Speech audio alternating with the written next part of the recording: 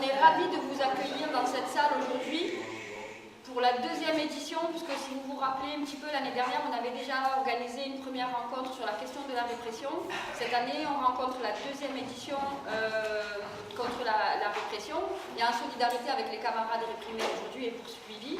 Donc dans ce cadre-là, au nom de Union Palestine Marseille, nous sommes heureux d'accueillir Shafak, un camarade qui vient de Lyon, et Chahine Azami, qui est un journaliste. Vous avez dû suivre également par rapport aux médias et sur les réseaux sociaux le fait qu'aujourd'hui il est également poursuivi pour apologie du terrorisme, propagande, voilà, apologie du terrorisme et antisémitisme. C'est ça, la dernière image qu'on a essayé de lui coller. Voilà, si on organise, nous, ces thématiques sur la question de la répression, c'est également parce que c'est une des raisons qui a fait que Union Palestine Marseille est née. C'était suite aux attaques du mois d'octobre sur le peuple palestinien, où il y a eu des manifestations spontanées qui ont eu lieu un petit peu partout, notamment ici en France, et notamment ici à Marseille. Pendant ces manifestations, pendant ces révoltes de la population en solidarité avec le peuple palestinien, il y a eu pas mal d'arrestations un petit peu partout, et notamment beaucoup de jeunes ont été arrêtés. Et après, c'est pas une surprise, c'est beaucoup de jeunes qui ont été arrêtés pour délit de faciès, c'est beaucoup de jeunes qui sont issus des quartiers populaires. Et pour essayer de leur donner un cadre un peu plus sécure pour pouvoir manifester et soutenir le peuple palestinien, et notamment pouvoir crier haut et fort nos revendications, nos valeurs, on a créé Union Palestine Marseille pour essayer de mettre un cadre plus sécurisant et plus sécure pour la population et pour pouvoir manifester très tranquillement. Donc c'est dans ce cadre-là aussi qu'on continue de temps en temps à organiser ce genre de conférences pour essayer de donner des outils. Donc je le disais, les deux premiers camarades sont des personnes qui sont directement victimes. Les deux camarades suivants, François Burga et Dominique Cochin, qui vont nous apporter la théorie sur comment justement on peut s'organiser pour éviter d'être incriminé, comment on mutualise nos connaissances, comment on mutualise nos forces aussi pour se soutenir les uns et les autres. Parce qu'il faut le savoir, aujourd'hui, si on ne se soutient pas les uns et les autres dans ce combat, on n'y arrivera pas, chacun isolé. Ce qui me permet également aujourd'hui de remercier plusieurs collectifs avec lesquels on travaille depuis 2 ans, un peu plus de 2 ans maintenant, qui sont dans l'interorga avec nous, qui travaillent avec nous depuis plus de 2 ans sur l'organisation des manifestations, l'organisation des événements, notamment le nouveau parti anticapitaliste, la France Insoumise, l'Union Juive pour la Paix, Tzedek, MACPAL qui sont représentés ici. J'en oublie très certainement, l'ANC aussi, j'en oublie parce qu'il y a 13 organisations et partis avec nous. Je suis désolée pour ceux que j'oublie, mais on les cite assez régulièrement. Donc voilà, merci beaucoup à eux d'être toujours présents depuis plus de 2 ans.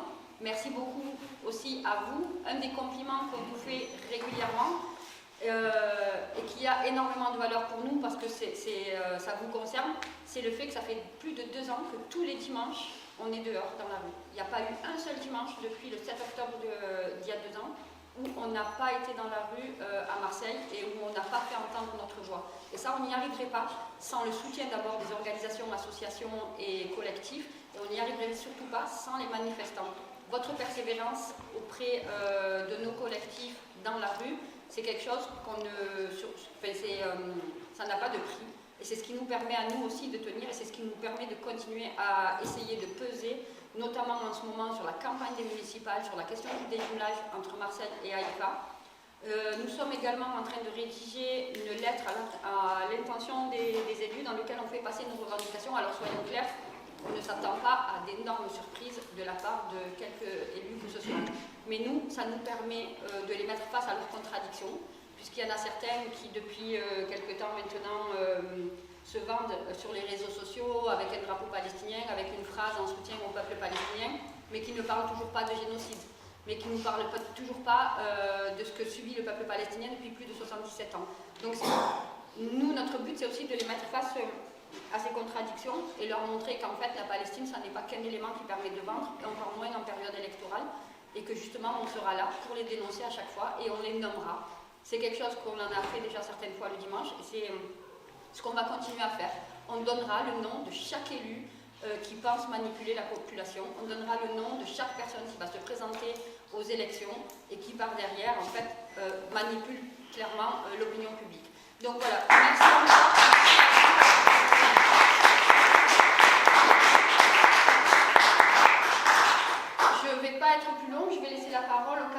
et notamment je vais les laisser se présenter parce que je ne le ferai pas mieux qu'eux. Voilà, merci.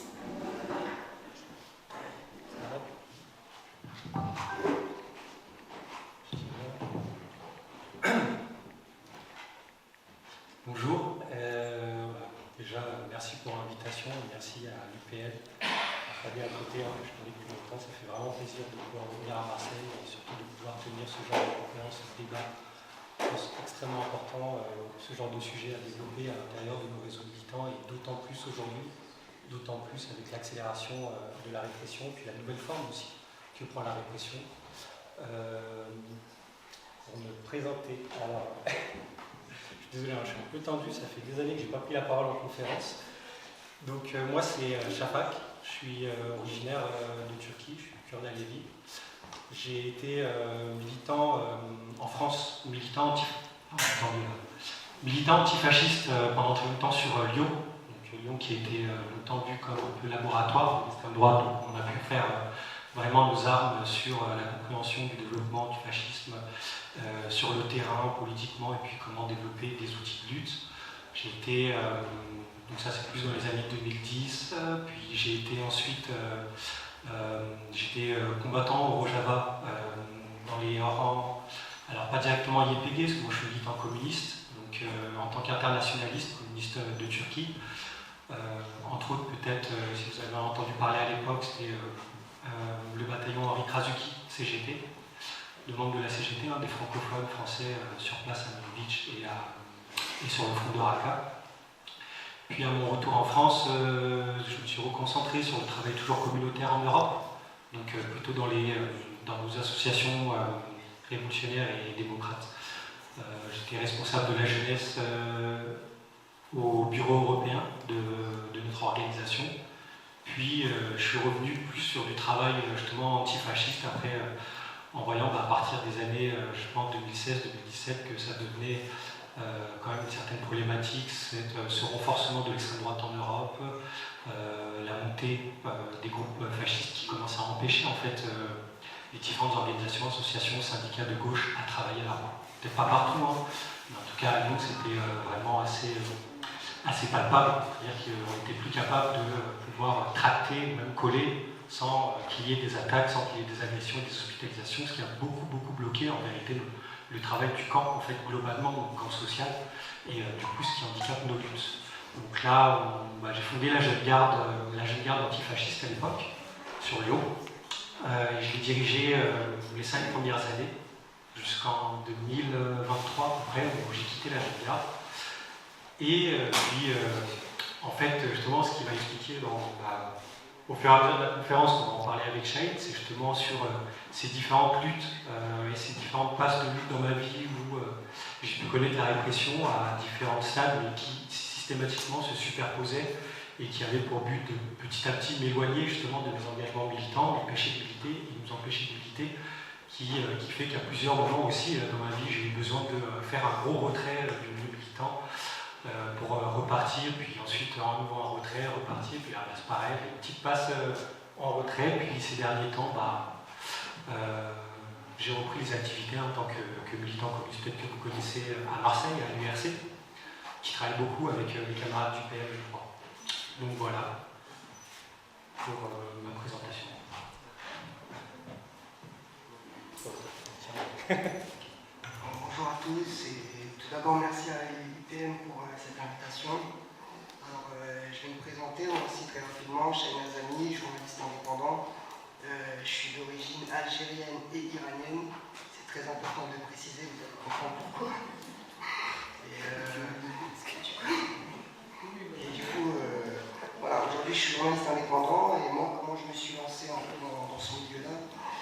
J'ai commencé dans mon quartier en tant que militant de quartier. Moi j'ai grandi en banlieue parisienne. J'ai grandi en banlieue, c'est bon comme ça, vous m'entendez bien? J'ai grandi en banlieue parisienne dans le 95 à Cergy, donc j'ai commencé comme militant de quartier et j'étais aussi à côté passionné de photographie. Donc je prenais en photo les choses banales qui se passaient dans mon quartier, les choses heureuses comme des choses un peu plus tristes. Et si vous voulez, moi, en fait, comment je me suis lancé dedans, c'est un jour, j'ai un ami à moi qui a été tué lors d'une rixe qui s'est pris des coups de couteau dans le cœur. Et on était déjà politisés, moi, dans ma famille, puisque j'ai des gens de ma famille déjà qui étaient politisés déjà à la base. Donc j'ai toujours été dans ce milieu un peu dénonciateur, politique, militant, etc. Et si vous voulez, moi quand j'ai vécu ça, un de mes meilleurs amis qui a été tué dans cette rixe, la chose qui m'a le plus marqué, si vous voulez, c'est que dans les médias, alors que c'était vraiment un jeune qui était très calme, très pieux, très pieux, l'un des jeunes qui était le plus pieux de mon quartier, et on la dépeint comme une racaille en fait, tout simplement, alors que c'était pas du tout le cas. Je le connaissais moi personnellement, et c'est là où j'ai compris qu'en fait il y avait un problème au niveau médiatique en France. Et j'étais jeune, hein, j'étais vraiment très jeune, et c'est là où j'ai pris conscience qu'il y avait un problème au niveau des médias et qu'il fallait faire quelque chose, il fallait s'engager. Du coup voilà, moi c'est comme ça que j'ai commencé. Bon, j'ai commencé en faisant de la photo, puis avec certains amis à moi de mon quartier, on a commencé à faire des maraudes pour faire sortir les jeunes du quartier. Parce que moi, à Cergy, où j'ai grandi, c'est une banlieue assez lointaine de Paris, donc 45 minutes en train, du coup c'est pas vraiment une banlieue proche, je sais pas comment c'est à Marseille, mais c'est pas du tout, c'est très enclavé on va dire. Donc on a fait sortir un peu les jeunes du quartier, certains jeunes de quartier qu'on a ramenés pour faire des maraudes à Paris, ne connaissaient même pas Paris, alors qu'ils habitaient à 45 minutes de Paris, n'ont jamais vu Paris. Ils avaient 13-14 ans, ils n'avaient jamais vu Paris. Donc on a commencé à les faire sortir, à les faire connaître un peu Paris, à leur faire des activités de solidaires pour aider les sans-abri, etc. Et j'ai commencé à médiatiser ça sur les réseaux. Et c'est là où je suis tombé à une autre problématique, mis à part les médias, c'est le racisme et le fascisme. C'est-à-dire qu'un jeune qui va aller faire des maraudes à Paris, forcément, c'est parce qu'il a un jugement à côté, il faut qu'il se fasse pardonner de quelque chose, où il y avait toujours les racistes et les fachos, essayaient toujours de trouver une excuse à cela, en fait, une explication.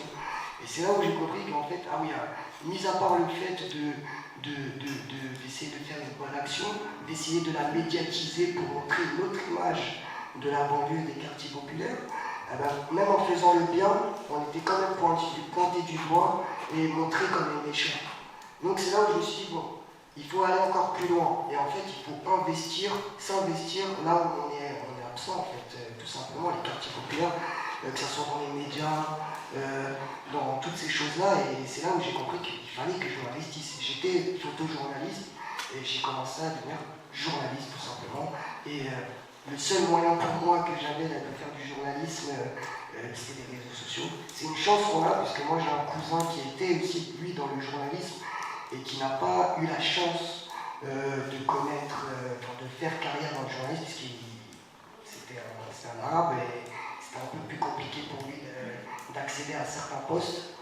Donc il m'a dit, chérie, toi tu as la chance d'avoir les réseaux sociaux, moi à mon époque j'avais pas tout ça. C'est-à-dire, nous, on pouvait faire ce qu'on voulait, on ne pouvait pas se faire entendre. Vous, aujourd'hui, vous avez la chance d'avoir les réseaux sociaux. Il m'a dit, fais-le. Tu ne seras jamais accepté pour ce que tu dénonces, ça c'est normal. On est en France, malheureusement. Mais fais-le. Et utilise des réseaux pour faire entendre ta voix. Donc moi, tout simplement, j'ai commencé à utiliser les réseaux pour justement faire connaître nos problématiques, que ce soit les violences policières, le racisme, l'islamophobie, toutes ces choses-là, parce que moi, la première fois que j'ai fait face à du racisme, j'avais 12 ans, 11-12 ans, et c'était face à des policiers qui... j'avais un petit pistolet à billes, et la première fois que je me suis contrôlé, c'était à 12 ans, et le policier m'a dit, de toute façon, les gens comme toi, dans 10 ans, ils sont en prison. Et moi, j'avais 12 ans, et ça, c'était resté dans ma tête, cette phrase-là. Donc voilà, je me suis engagé et j'ai commencé à parler de ces choses-là, de ces problématiques, les violences policières, le racisme, etc. On connaît les réseaux, donc j'ai fait face à beaucoup de racisme, les médias aussi, forcément d'un côté qui vous attaquent aussi, et de fil en aiguille, désolé si je suis trop long, tu me dis. Et de fil en aiguille, j'ai toujours été aussi militant pro-palestinien de par ma famille, d'où ils viennent. Donc j'ai toujours été militant pro-palestinien et puis de fil en aiguille j'ai commencé à dénoncer des choses qui dépassent mon quartier. J'ai commencé à m'ouvrir sur le monde parce que j'ai compris que c'est très bien de dénoncer sur ce qui se passe dans mon quartier, mais il fallait s'ouvrir au monde aussi, il fallait être beaucoup plus large. Donc j'ai commencé à parler aussi des problématiques liées à la Palestine, la colonisation, etc. Et voilà, après je vais laisser la parole à Shadrach et je vais ensuite vous expliquer la répression que j'ai subie parce qu'elle est particulièrement féroce. On a eu à peine le temps de pouvoir discuter pour savoir comment on allait s'enchaîner. C'est vrai que ce qui est avantageux, c'est qu'on a deux profils différents pour parler de tous ces sujets de la répression et à l'intérieur des mouvements sociaux. Moi, étant donné que ça fait longtemps que je n'ai pas fait de prise de parole comme ça, je n'ai pas pu m'empêcher de préparer plein de papiers, alors que je ne faisais pas du tout d'habitude, et comme Chahil l'a dit, en fait c'est horrible quand on écrit, parce qu'on n'arrive pas à se détacher. Donc en vrai, je vais essayer de faire au plus simple aussi. Et puis on va s'enchaîner entre vous, voilà, on va essayer de rebondir comme ça. Voilà, donc moi, on m'a donné ce sujet, répression. Alors, aussi, c'était intéressant, on m'a dit, parce que du coup, comme en étant fondateur et militant de la Jeune Garde, et pendant 5 ans dirigeant de la Jeune Garde, aujourd'hui vous savez que la Jeune Garde antifasciste est du coup ciblée par une dissolution qui a été actée au même moment qu'Urgence Palestine. Et ce qui est intéressant de voir tout d'abord, c'est que bizarrement, certaines organisations, associations, n'ont pas vu l'utilité de soutenir de la même manière et au même moment en fait ces deux dissolutions, et même à l'intérieur de certains pôles de la Jeune Garde. Sachez que la Jeune Garde aujourd'hui n'existe plus en tant que telle, et puis il y a eu beaucoup de contradictions. Alors elle est dissoute, on est encore en procédure, il y a une procédure d'appel qui va aboutir en janvier. Alors je dis mais moi je suis sorti depuis 2023. Mais oui, il y a eu un débat en fait de savoir dans la gauche et puis dans beaucoup d'associations, syndicats et tout, est-ce qu'il fallait soutenir au même niveau, est-ce qu'il fallait soutenir les deux, pourquoi pas, alors qu'en fait, si ces deux dissolutions étaient actées en même temps et que la réflexion qui a mené à la demande de dissolution de ces deux organisations a eu lieu lors de la même conversation, c'est-à-dire à un moment où les gens développent de l'argumentaire, de la réflexion, c'est arrivé, c'est que dans leur tête à eux, c'est-à-dire la tête de l'État, il y a un lien logique entre les deux. Et ce lien logique, il n'a pas été naturel chez nous. Alors chez nous, je dis chez nous globalement, dans notre camp politique et social. Et c'est pour ça que je pense important de revenir aussi sur la nature de la répression et aussi pourquoi est-ce que cette répression, elle a eu un bond qualitatif et quantitatif sur les 15 dernières années. La répression, ça a toujours existé. La répression, voilà, c'est pas nouveau, même s'il y en a qui ont constaté, on peut constater qu'il y a une vraie évolution en termes de violence, en termes de blessés, en termes de morts, directement dans les manifestations. Il y a beaucoup de formes de répression. La répression sur les quartiers populaires, d'un certain degré déjà depuis très longtemps, elle était juste beaucoup moins prise en compte, beaucoup moins entendue, beaucoup moins discutée aussi. Mais la répression des mouvements sociaux et des mouvements militants, lui, s'est pris une sacrée claque sur les 15 dernières années. Moi, je suis militant du coup depuis les années un peu 2007, la première élection de Nicolas Sarkozy, la première fois où du coup je suis sorti brûler les poubelles dans la rue. Et je le vois, la différence, même cette époque-là, j'étais déjà militant antifasciste et tout aussi à partir des années 2010 à Lyon, lorsqu'on se faisait arrêter, on n'était pas traité de la même manière qu'aujourd'hui en tant qu'antifasciste ou aujourd'hui dans les manifestations pro-palestiniennes. À savoir pourquoi notre répression ici, elle est liée à quelque chose qui est global et il faut l'accepter, ce n'est pas seulement la France. Cette répression-là, actuelle, elle répond à une nécessité de l'État français vis-à-vis de sa situation au niveau international. Il y a, pour moi c'est une des bases qui demande à remonter un peu, voilà, économique, technique et tout. C'est vrai que ça ne plaît pas systématiquement d'aller sur ces sujets-là, mais je pense qu'on ne peut pas ne pas lier le degré de la répression à la situation sociale et économique de la France.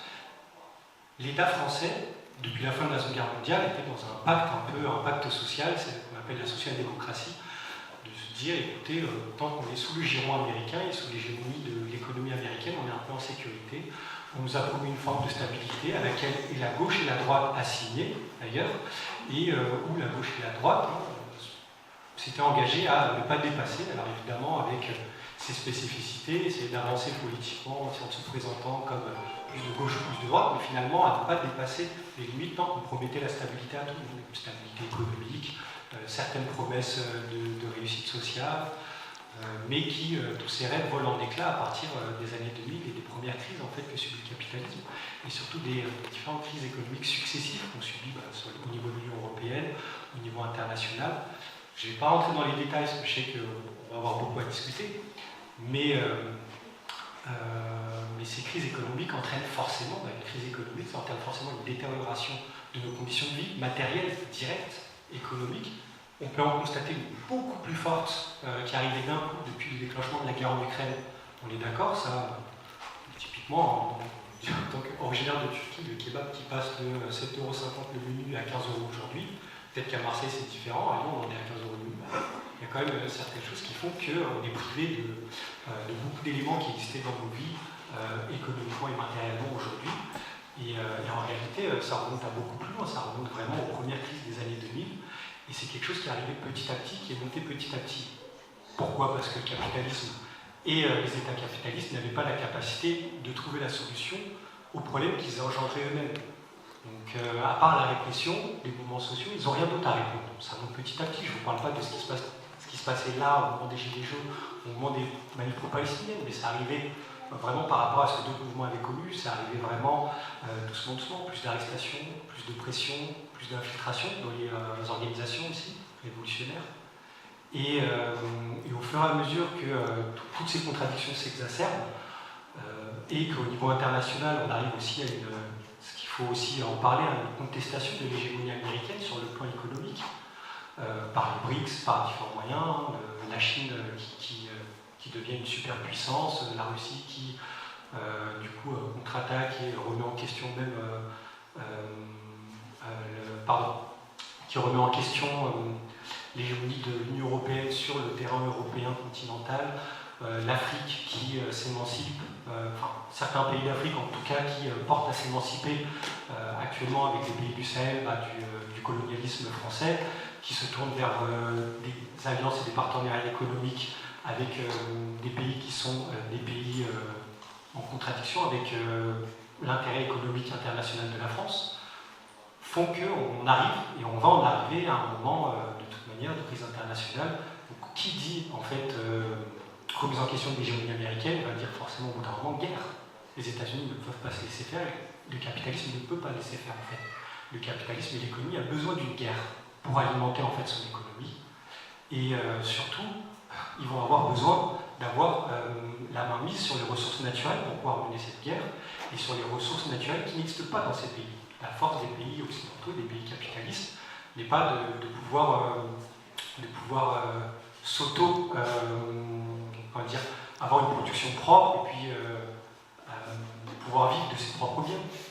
Pourquoi tout simplement parce que toutes les ressources naturelles se trouvent sur des continents tels que l'Amérique du Sud, qui se trouvent en Afrique, qui se trouvent au Moyen-Orient, qui se trouvent ailleurs. Et du coup, en fait, on en arrive à une situation aujourd'hui de crise militaire avec une augmentation de la militarisation. On le voit aussi en France. Moi, j'ai grandi dans un pays en France où, à une époque, je ne voyais pas forcément d'armes dans la rue. Je ne voyais pas de militaires. C'était même un peu en contradiction avec l'esprit français d'afficher des fusils, des machins, des trucs comme ça, à une génération aujourd'hui qui grandit et est née avec des fringues braquées sur la tempe en traversant la gare, en allant à l'école, en passant devant un centre commercial, devant une place. Des manifestations où, à une époque, on manifestait, moi j'étais beaucoup plus jeune, alors on manifestait, il y avait du gaz lacrymo, il y avait de la matraque.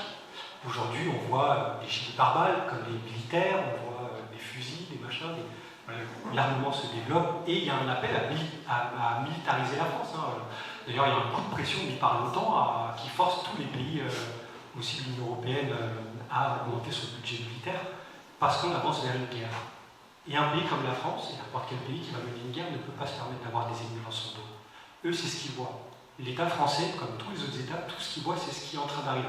La remise en question de leur hégémonie. La France en Afrique, d'ailleurs, les États-Unis, d'ailleurs, face à la Chine, à la Russie et à d'autres.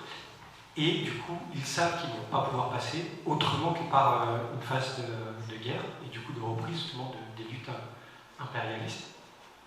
Et donc, voilà, comme j'ai dit, ils ne peuvent pas se permettre d'avoir des ennemis dans leur dos.